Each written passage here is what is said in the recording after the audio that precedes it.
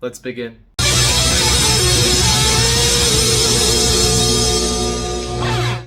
Spider-Man Across the Spider-Verse is the sequel to Into the Spider-Verse, as I'm sure many of you would have guessed by now, and is a movie that's going to be out in theaters this week, and I've been waiting for ever since Into the Spider-Verse ended. In this one, you're introduced to new Spider people, and eventually the Spider Society, as the trailers might have given you some indication, and there's some stuff happening in the multiverse that once again requires the help of Miles Morales and everyone else, and now they have to figure out how to deal with that.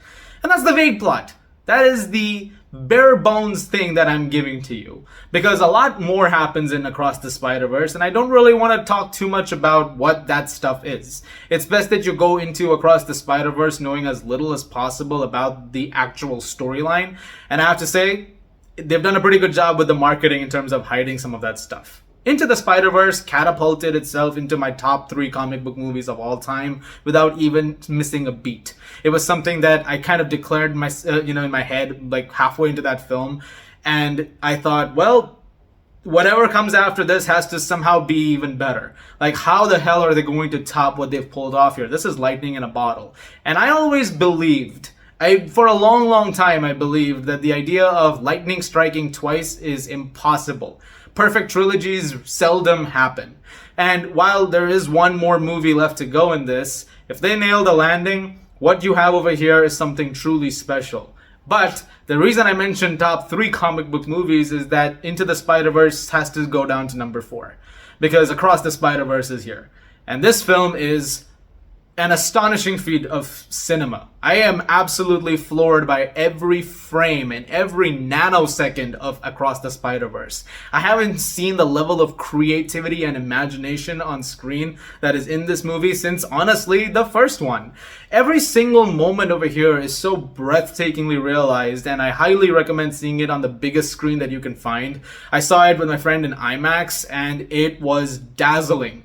Every single thing in this is just so meticulously crafted, and it doubles down on everything that made the first film as good as it was.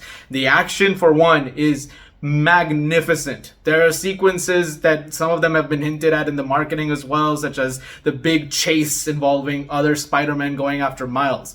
I'm not saying why that's happening, but that particular sequence, I was genuinely in absolute awe during that entire thing.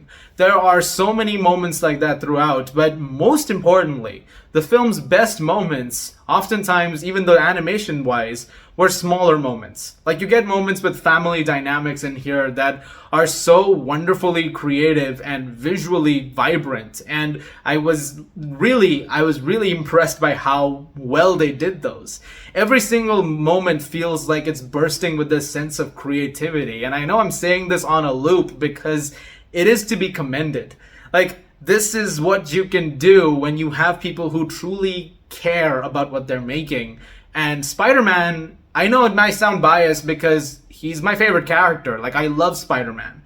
I'm pretty sure I wouldn't be anywhere near this world if it wasn't for Spider-Man. It was my gateway to comic books, to liking stuff in pop culture. Anything. Like, Spider-Man is the reason of being for me. And so, naturally, obviously, for every Spider-Man movie, every Spider-Man, related piece of media, it's all very special in that sense because I want to check out everything. I want to see how they've, handled the character in that. And beyond the Spider-Verse, I mean, like I said, it's still a year away, and I don't know how they're going to do that.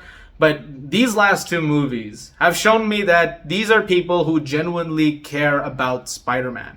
And they care about the world of Spider-Man, the versions of Spider-Man. And so many of them are given so much more to hang on to in this. Especially Gwen. You get a lot with her, and I loved what they did with her. I think the voice performances, all of them are great. I thought Shamik Moore once again was great as Miles. I thought he did a fantastic job, even better than the first one. But Haley Steinfeld as Gwen, I think, is maybe the film's MVP.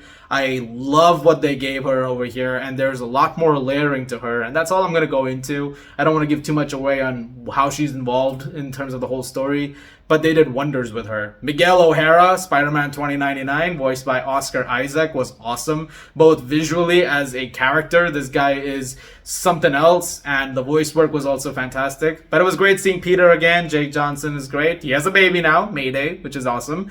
All of that stuff is just so wonderful. And again, every Spider-Man, every Spider-Person has a unique identity, has something that is very different from the other Spider-Person. And again, the film's understanding of that is just beyond wonderful. There are moments where the film does this exposition kind of thing where it has to tell you what's going on. And, you know, sometimes in movies that can be a little annoying. It's like, hey, we know what's happening. This is just for explanation. But in this particular case, there's a couple of sequences which are solely built on characters telling you what's going on and giving you this entire speech about it. And it's done so wonderfully and imaginatively that I have to give props to the fact that it made that, you know, exposition interesting to listen to, and to be able to create so many layers around it that is genuinely beyond remarkable. There are so many things about Across the Spider-Verse that double down on that first film, whether it be just looking at the different Spider-Man even across cultures, like Spider-Man India's in this, Pavitra Prabhakar, who I never thought I'd ever see in a Spider-Man movie, but he's in here, voiced by Karan Soni, who's Dopinder in the Deadpool movies, I'm sure you know. He's really great. But just, again, it comes to the visual sense of things. Like, they understand how each person, Spider-Person, has to differ. And once again, that is represented so well in this film, whether it also be with the music choices or it be with all of those creative decisions. The score, once again, amazing work. Daniel Pemberton is an amazing job. The first score was my favorite score of that year. This is now my favorite score of this year. Like, this is the contender now. Like, this is the bar. I could go on and on about this movie. There is so much that is to be remarked upon. And for its gargantuan, for an animated movie, runtime of 2 hours and 20 minutes, you don't feel 1 second of it. When it was over, I was actually like, go 1 more hour long. I don't care. Just keep going.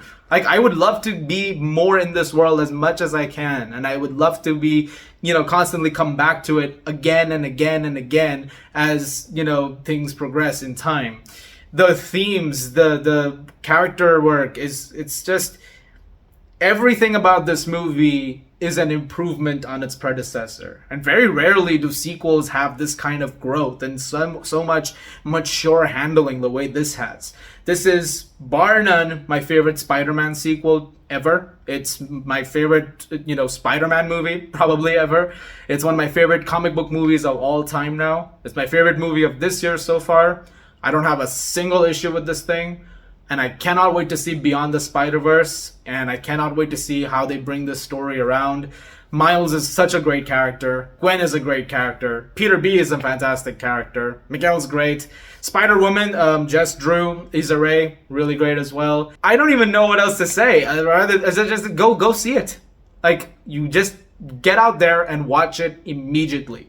You're not going to regret buying that ticket. And if you haven't already figured it out by now, I'm going to give Spider-Man Across the Spider-Verse a 10 out of 10. Pure perfection. I'm so happy. I'm so happy right now. Guys, thank you very much for watching. Look forward to more videos very soon. I will do a spoiler review later this weekend. I want to say so much more about it. And I hope you guys enjoyed the movie as well. As always, if you like this, guys, please do subscribe. Thank you very much once again. And I'll see you guys at the movies. I forgot I was supposed to snap.